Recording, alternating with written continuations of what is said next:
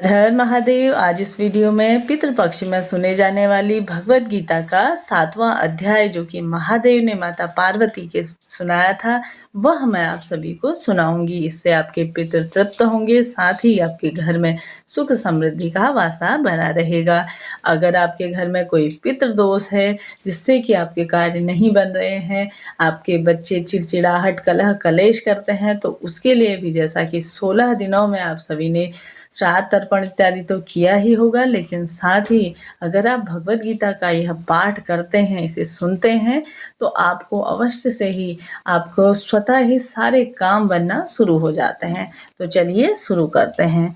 जैसा कि भगवान शिव कहते हैं, हे पार्वती, अब मैं 7वें अध्याय का महात्म्य तुम्हें बतलाता हूँ, जिसे सुनकर कानों में अमृत राशि भर जाती है।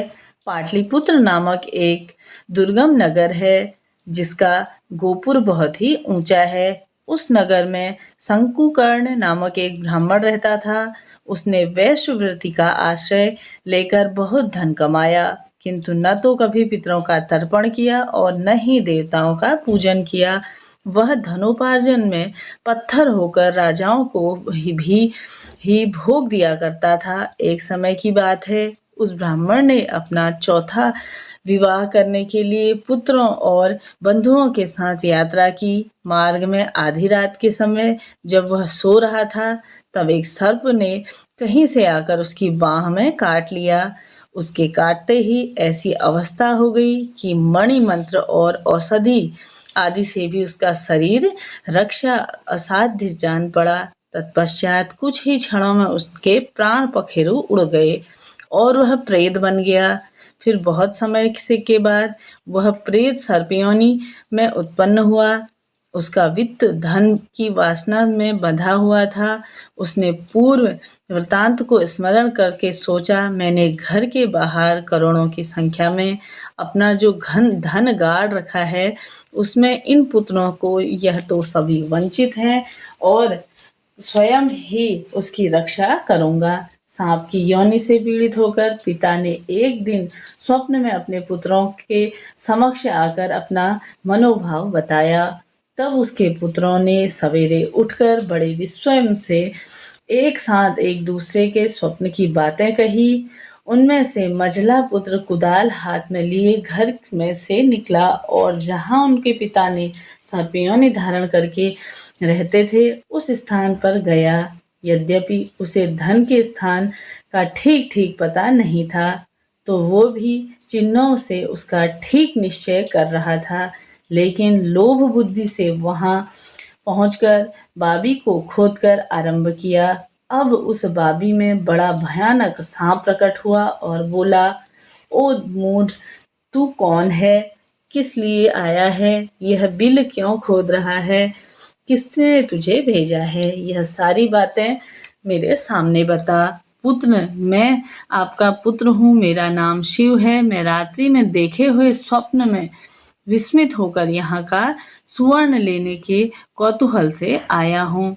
पुत्र की यह वाणी सुनकर वह सांप हंसता हुआ उच्च स्वर से इस प्रकार स्पष्ट वचन बोला, यदि तू मेरा पुत्र है तो मुझे शीघ्र ही बंधन से मुक्त कर दे।